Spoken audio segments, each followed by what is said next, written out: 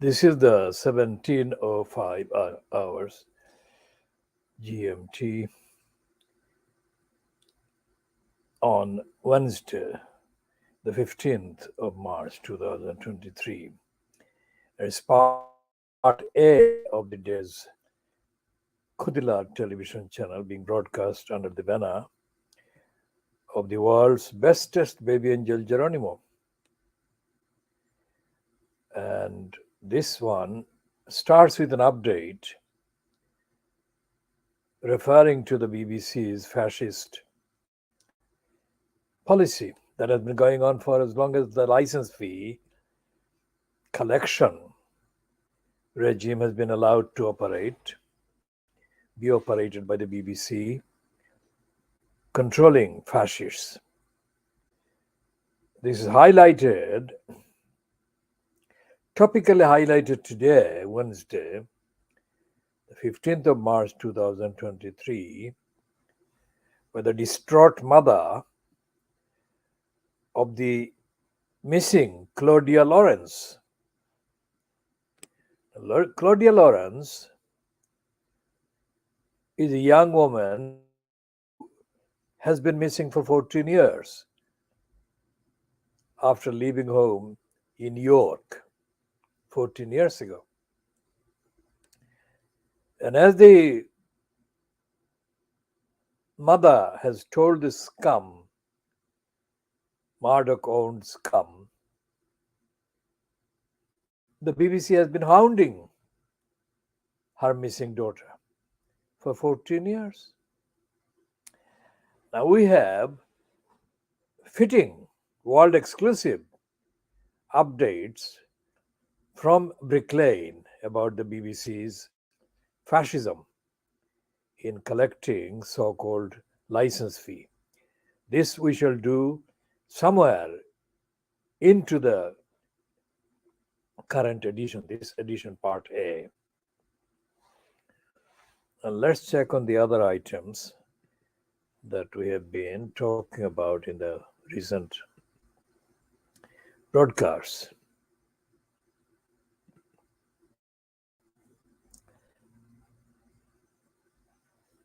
And the main lead in Pakistan is still about Imran Khan facing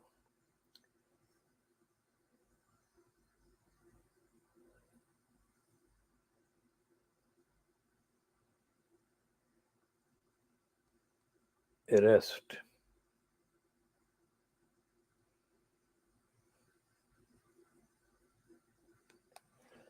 Now, this is a Sky News, almost a breaking update. Sky News in the UK.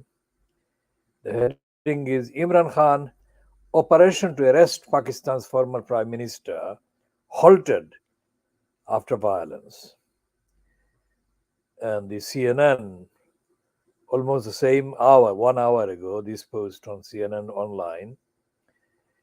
Police operation to arrest Imran Khan suspended amid standoff with supporters of former Pakistani leader. Then, of course, the business recorder in Pakistan is repeating what the Dawn website had done previously, which we have tweeted about. Now, the Foreign Office, that is the Pakistan Foreign Office, dismisses Zalmay's unsolicited advice, says Pakistan to emerge stronger from difficult situation. Now, let's see who the fuck is this Zalmay. The Zalmay is, of course, looking like an anti-Pakistani hate figure in the USA. And this post is posted, timed at 15 minutes ago. And this is the 17:09 GMT. So, top Foreign Office, the Foreign Office in Pakistan on Wednesday dismissed a statement by former US Special Representative on Afghanistan reconciliation, Zalmi Khalilzad, saying that the country did not need unsolicited advice, APP reported. Pakistan does not need lectures or unsolicited advice from anyone on how to cope with the challenges we face today. The Foreign Office spokesman said in a statement. The statement came in response to a series of tweets by Zalmay Khalilzad, where he suggested steps and said Pakistan faced a triple crisis of political, economic, and security. He is a complete fucking cunt. This cunt, by going by the name, the nomenclature, is of course an American stooge from Afghanistan. And the cunt is doing this as a continuation of the American colonialist imperialist agenda narrative that actually included the ousting of the government fronted by Imran Khan last year. We shall talk about all of these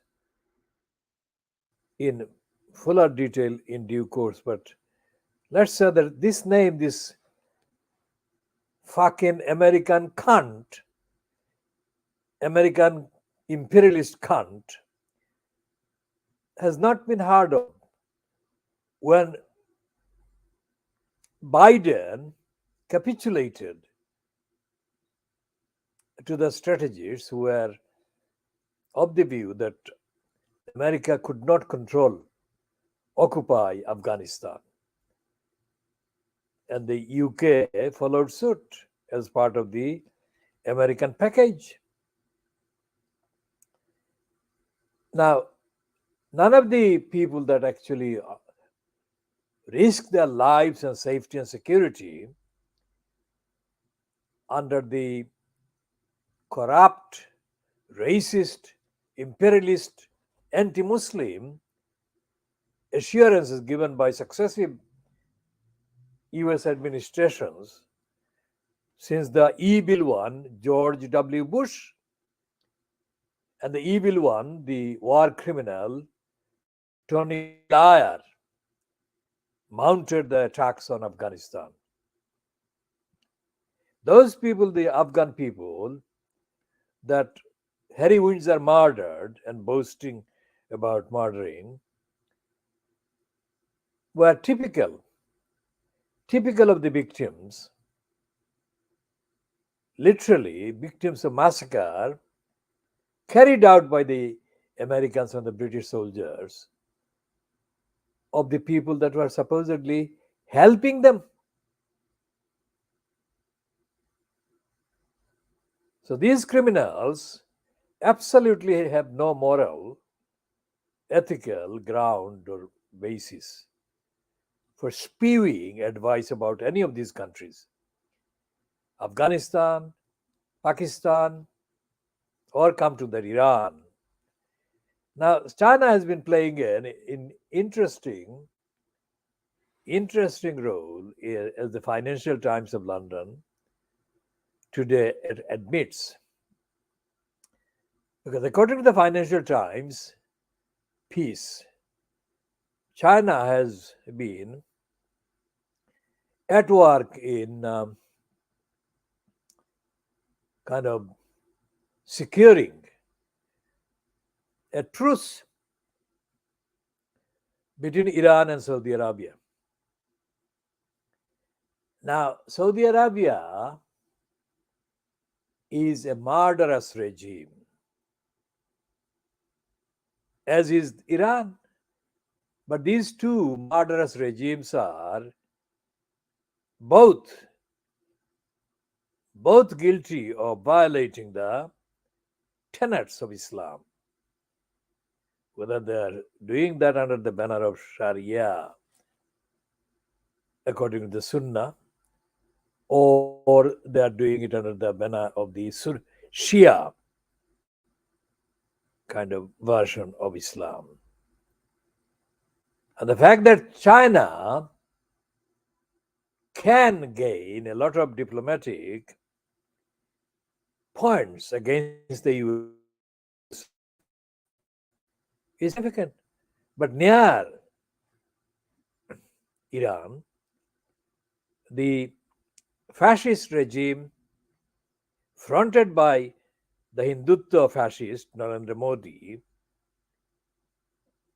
has been at war with China. And as a result of that, or as part of that, the anti Muslim elements in the USA have been colluding with the Hindutva regime in India. And so, if there is any progress in kind of reducing tension between Saudi Arabia and Iran, that will create significant internal disquiet in the fascist regime fronted by Narendra Modi in India. These are just headline items. We shall be talking more at length in due course. Now, going back to the issue of the BBC carrying out fascist attacks on the law abiding license fee payers. In Brick Lane, I paid license fee for the BBC for 2 years. And then I wanted a receipt, a record of the license fee that I paid. Guess what? The criminals at the BBC license denied ever having collected the license fee from the address in Brick Lane. That is how brazen they are. So that is one of the unfinished claims among the consolidated claims against the BBC. So I shall be updating in due course, but that is the kind of very short reference by way of a response to the item in the Sun today and the item online on the Guardian today as a result of the, I think it's a scoop, it can be said a scoop by this scum. Let's see what boasts it is making about that item, this scum. Let's check that one. What claim is the scum making? They're saying exclusive mom's anguish.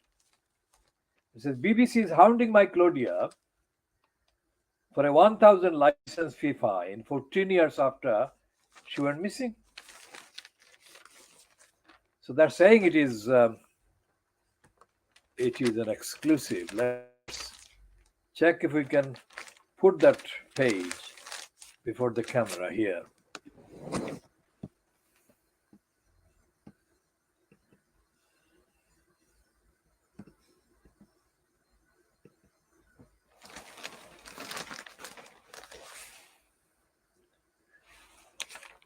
Well, that's the only way it can kind of be captured by the camera, kind of upside down or sideways.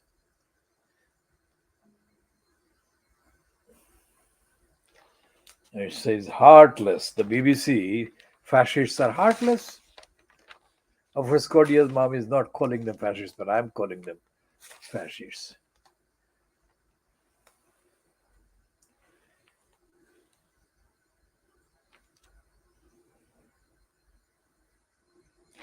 So that is the heading that it says that in the actual copy by Paul Sims, the BBC is hounding Claudia Lawrence for her TB license fee 14 years after her disappearance, sparked a murder probe. The university chef, then 35, vanished in York, but demands still arrive at her cottage. Distraught mom Joan, 79, said, one threatened court action and a £1,000 fine. It's unbelievable and needs to stop. So let's see what the full story on page 4 is saying.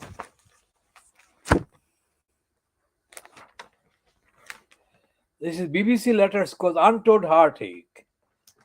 I beg police to stop them. Missing Claudia's mom reveals her torment. And this is the 2-page detail of the story on pages 4 and 5 of this scum today, the Wednesday. I have to call it scum because despite the fact that it has got less toxic and less corrupt and poisonous, since it wrongly accused the innocent victims of the Hillsborough massacre by the combined negligence of the police and others in control of the stadium in Sheffield.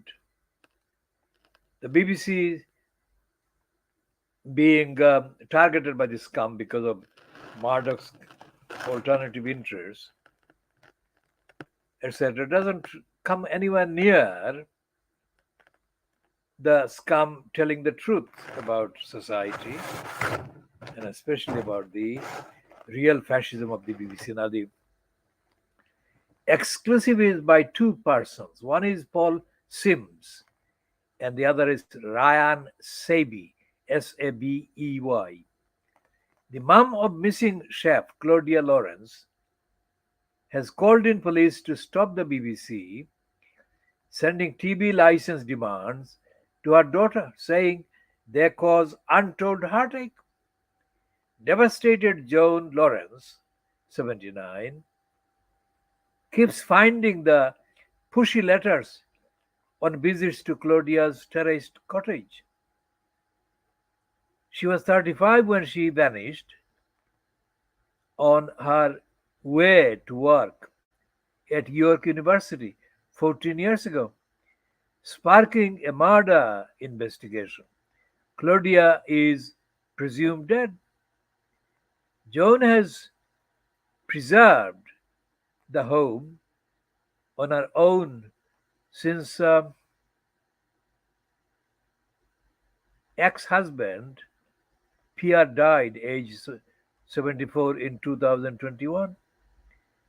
After a January letter threatened Claudia with court action and £1,000 fine, Joan contacted the television licensing authority, run by the BBC, to enforce the fee.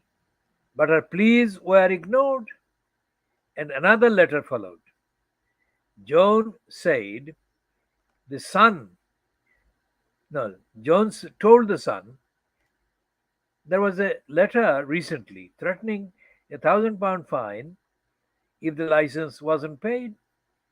It's unbelievable, etc., etc. So this is 1, 2, 3, 4, 5, 6, 7, 8 column long, but it's not all full column, the text. But there is a big heading, BBC letters called Untold Heartache. I beg police to stop them. And then the picture of the missing Claudia and image of TB license letter and a picture of Claudia's mom, Joan.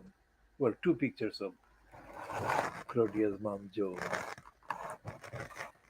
Here there is another picture which is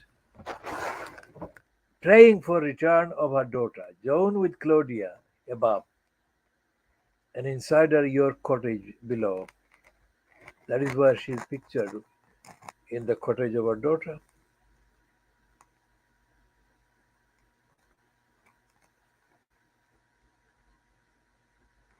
BBC's trust online over Lineker. That is page 8 of today. Is it page 11? There's plus Jane Moore, page 15 of the Sun today. Now, let's check what the page 11 item is saying.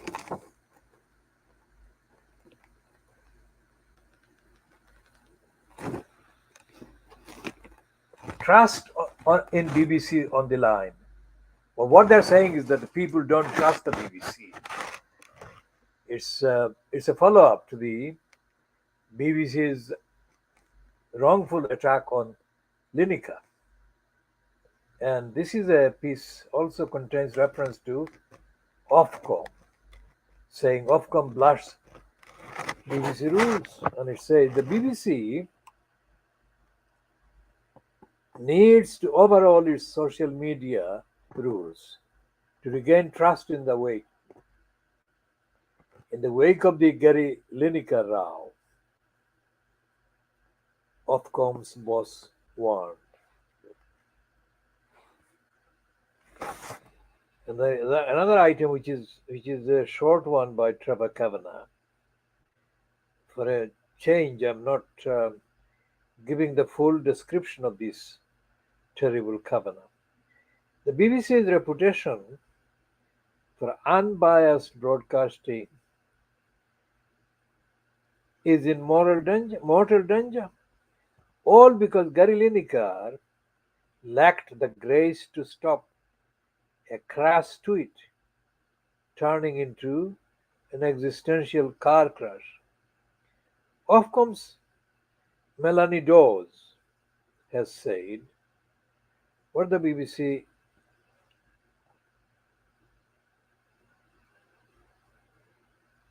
Ofcom's Melanie Dawes has said what the BBC tap danced around all week. The BBC cannot smear a democratic government's immigration bill as an echo of the 1930s Nazi Germany.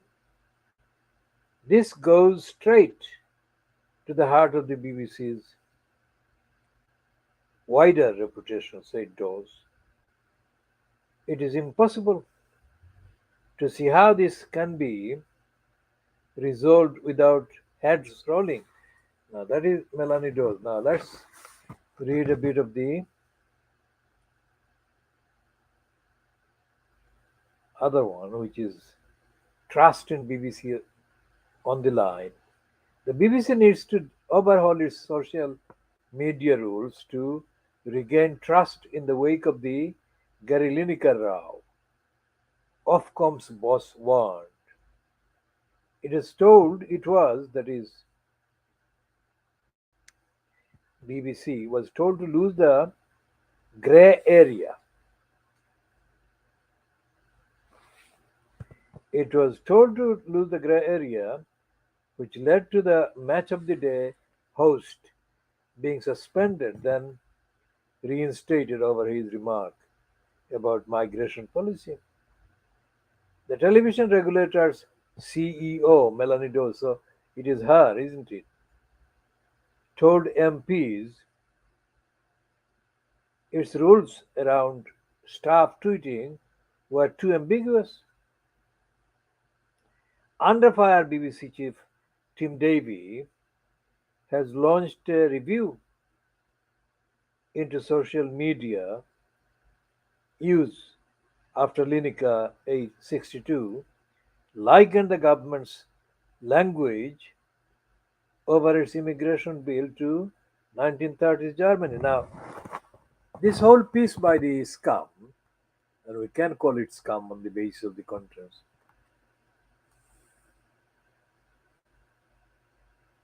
is typical Murdoch scum lies. All the facts are upside down.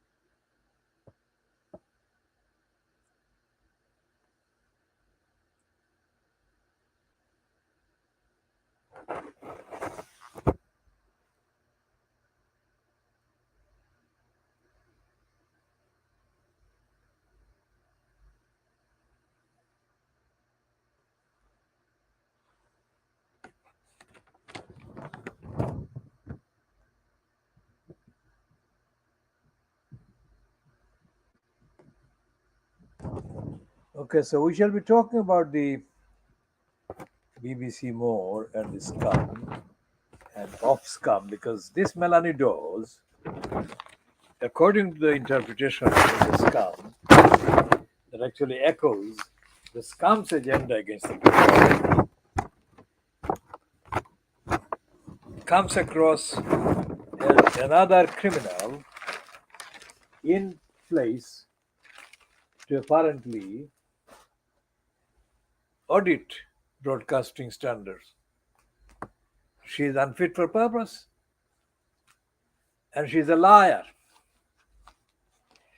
Now, the latest edition of the fortnightly Private Lie, this one is edition number 1594, and it's officially for the fortnight 17th of March to the 30th of March, and it's £2.99. And this one has got the cover. Final score: Lineker 1, BBC not. Let's see if we can get the thing on the camera. Is it there? Well, that's where it probably comes on the.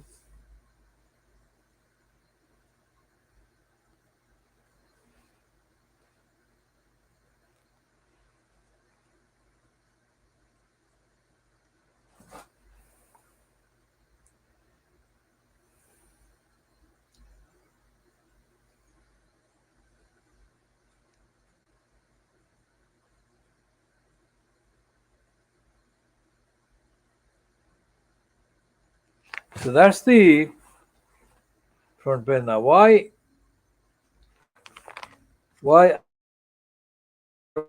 private lie? Because it is the private lie. It doesn't tell the truth. What it does, private lie, edited by the midget Ian Pissoff, the racist liar Ian Pissoff, and actually operated by the his fellow racist frantic whine, frantic swine. You call him frantic swine. The pretension, since the pair took over effectively the controlling of the title after Richard Ingram's foolishly handed over the editorship of the Private Lie to the midget. The two races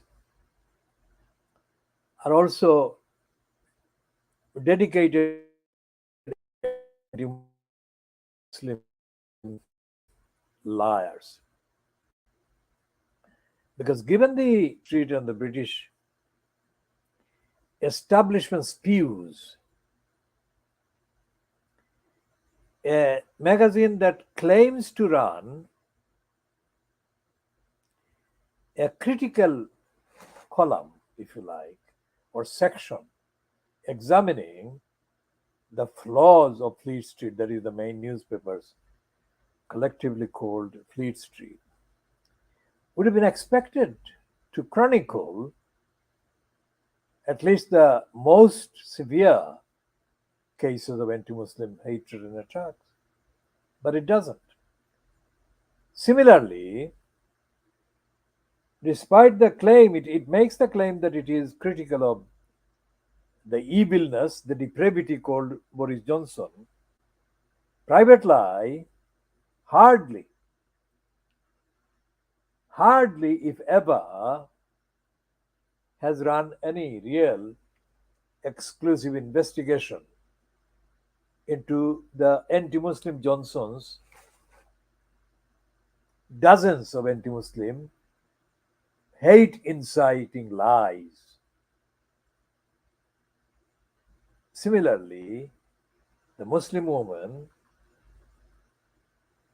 Nazanin Ghaffari Ratcliffe, who was detained by the Iranian regime for too long for no crime except that she was married to a British person. Now, instead of coming to a rescue, instead of mounting a bombastic kind of rescue operation against the regime, detaining Nazanin, Ghaffri, Ratcliffe, the congenital liar, the evilness personified, Boris the liar Johnson, added to the excuse that the regime could use against Nazanin, Ghaffari, Ratcliffe. And all of these are too extraordinary, too unprecedented, too unbelievable. Yet the private lie let all of these go without really making an issue of these dysfunctions, discriminations, lies and denials, and hatred and discrimination and hostility against a Muslim woman by private lie. Private lie did not do anything. Now, their most recent, the most recent so-called investigation into any aspect of racism in the British media and the Free Street has been about the former Guardian contributor Vivek Chaudhary. Now, Vivek Chaudhary has waited or has had to be has waiting for more than 15 years before the Guardian, the racist Guardian, admitted it had betrayed him. We shall go into the details of Vivek Chaudhary case in another edition, but let's say that this is the only case. A man of Indian descent, Hindu descent, Vivek Chaudhary, was featured in the Guardian, in the private lie. That's it. There has been no follow-up, and there has been hardly any real space given to any comment from any observer, that is, ordinary person, observing the racism of Fleet Street papers generally and the racism of the Guardian in particular.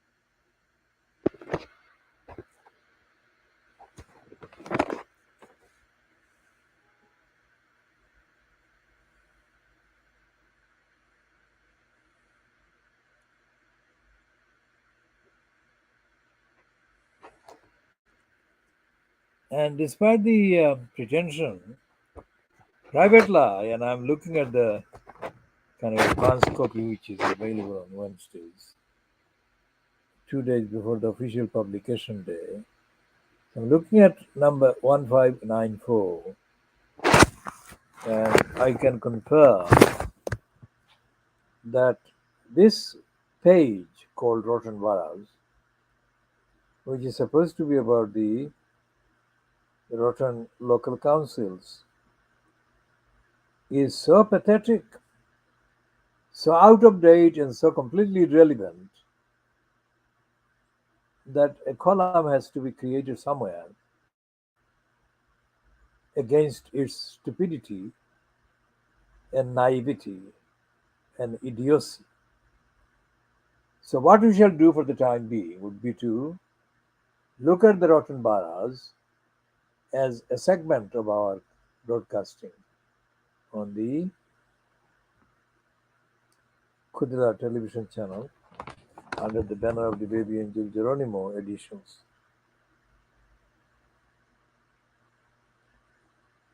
As I have said before, nothing the private lie has run in the Rotten Boroughs column, to my knowledge, and my knowledge covers 50 plus years. Nothing that private lie, rotten boroughs, or the private lie has run about any of the rotten and corrupt councils in England, I don't think has led to any serious investigation. We shall come to the itemized evidence showing that that is the case. Now, here is a piece on page 20 of this edition under the heading Legal News. In December, it was confirmed that the House of Peers had launched an investigation into the behavior of Conservative peer Lord Rami Ranga, accused of a campaign of harassment against freelance journalist Poonam Joshi, a UK correspondent for Indian broadcaster ABP News. Joshi, who also founded an Indian women's rights campaign, had been investigating Ranga after he co-hosted a Diwali party in the House of Peers last year, at which one invitee was a representative of a Hindu guru currently on the run from several charges of child abduction and one of rape, as well as allegations he sexually exploited his followers. Ranga told the Observer in December, "If I had known, I would never have attended an event where such unsavory characters were being promoted." But by that point, he and Joshi, who attended the event and was quoted in the Observer article, had for several weeks been exchanging accusations and insults on Twitter, where they each have just over 12,000 followers. Rangar's tweets to the journalist include calling her the epitome of filth and garbage, a twisted personality, a champion of filth and abuses. Such an evil woman, no one likes her in society. And a cyberbully. When asked about the parliamentary investigation into Rangar's behavior, Rangar said, "I have served court papers for defamation against Joshi, and as a result, I cannot comment now. I will be giving my response to the commissioner for parliamentary standards in due course. So, who has Ranga found to represent him in his legal action? Step forward, Carter Fuck, which this month took over from Coventry based solicitor Askews Legal. The services of Carter Fox, head of defamation, Nigel Tate, at £600 an hour plus VAT, are surely slightly more expensive than the local firm, but given that Ranga has in the past donated 1.5 million to the Conservative Party, his pockets are probably deep enough.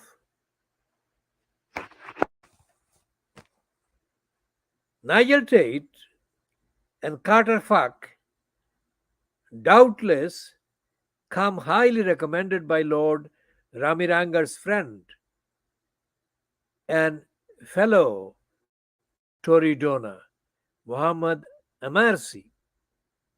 Tate has spearheaded and coordinated Amarsi's multi-million pound lawfare campaign, now well into its third year, against ex-Conservative MP Charlotte Leslie, who had the temerity to circulate a memo about Amarsi's business dealings to 13 people, along with Ian Maxwell, son of Captain Bob and spokesman for his jailed sister, Ghislaine.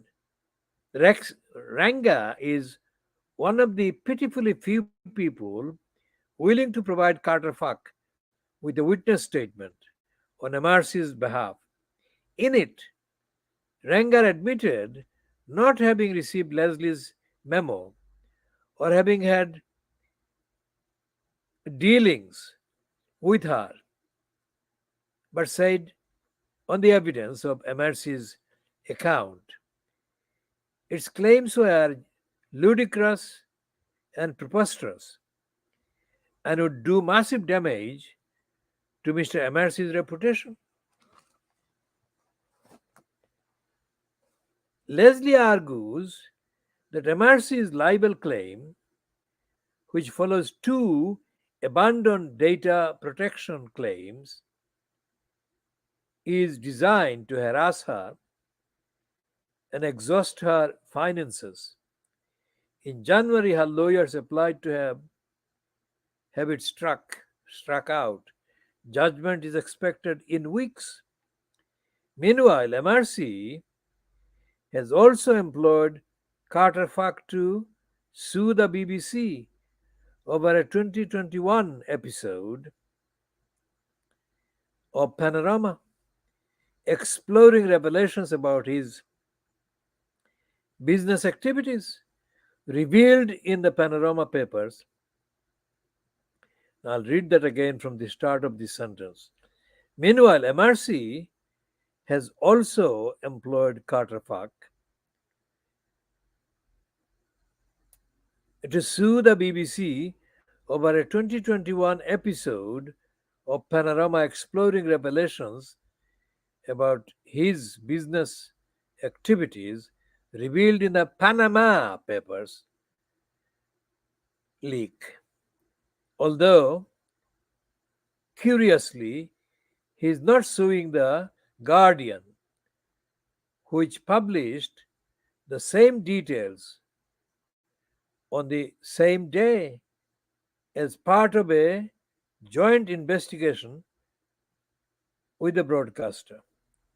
Broadcasting watchdog Ofcom said a privacy and fairness complaint into the same episode of Panorama had been discontinued, but would not confirm to the eye who the complainant was. That's the end of the legal news item on page 20 of Private Eye, dated the 17th of March to 30th of March 2023. Now, about the private eye role, about legal items, very curious. Because although it does refer to various legal kind of cases and actions and whatever, it never publishes, never, ever publishes extracts from rulings, which is amazing. So we shall be investigating that and give substantiation in due course. Except to say now that Private Eye, edited by the midget, effectively handled, aided and abetted by the frantic swine, is very oddly edited indeed.